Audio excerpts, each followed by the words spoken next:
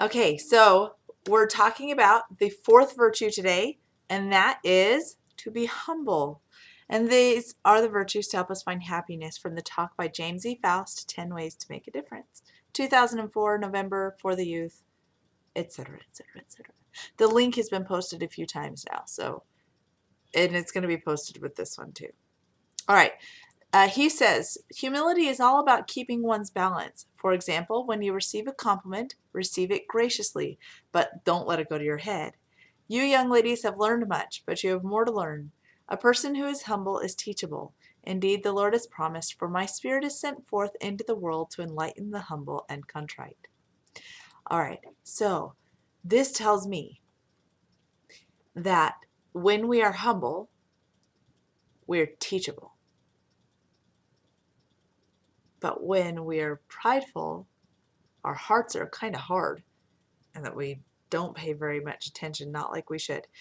So what I really want to talk about, and this because it's such a, love this topic. I am not always humble, but I really do try to be. I try to be very teachable and very open to new things and to the Spirit. But what I wanted to talk about is another talk that I absolutely loved. It was by Elder Dieter F. Uchtdorf, and he talks about pride.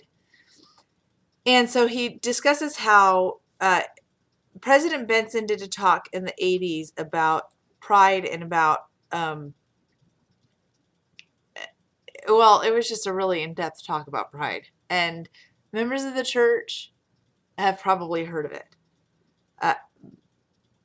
But it became almost taboo to say the word pride or I'm proud of you or anything like that. And Dieter F. Uchtdorf kind of takes that and changes it a little bit. And he says,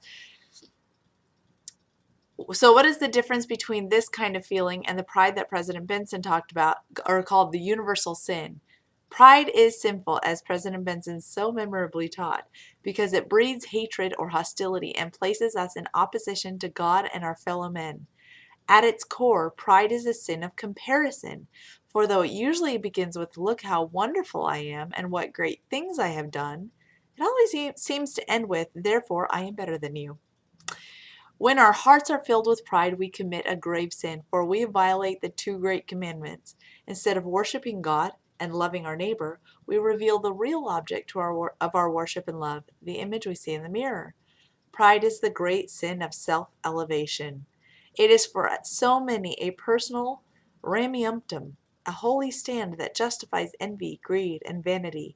In a sense, pride is the original sin, for before the foundations of this earth, pride fell Lucifer, a son of the morning, who was in authority in the presence of God. If pride can corrupt one as capable and promising as this, should we not examine our own souls as well? So, sin is the sin of comparison. It is saying, I am better than you. I am not. I've been through a lot and I've seen a lot and I've experienced a lot and I am beautiful and I am strong and I'm confident, but not because I am stronger than anybody else or more beautiful than anybody else or more talented than anybody else at all. It's because I am stronger, smarter, more talented than I was yesterday or than I was a couple of years ago or that I was when I was 18. Who isn't? And if you aren't, I think you need to talk to somebody. Just saying. So I am proud of my children. I'm proud of the things I'm capable of accomplishing. I am honored to be who God created. And that is not pride. It is giving credit where credit is due.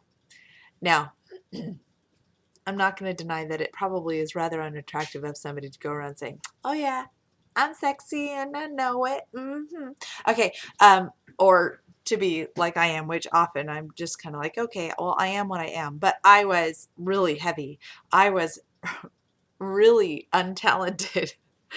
And I've gained all these strengths. And that's a blessing. And as long as I keep that right perspective of where those blessings came from, I know that those talents and that beauty will go to good use and that they will accomplish the Lord's will. In the end, I'm going to be taken care of no matter what. but I would love to know that I'm contributing back to my Heavenly Father for the gifts He's given me. And that, I believe, that with being humble, admitting where your true strengths come from, and recognizing that you need to be teachable at all times. Look at that child. Do you see the silhouette of the child in that? I love my kids. They're so cute. That to me is being humble. So just wanted to share that thought with you today.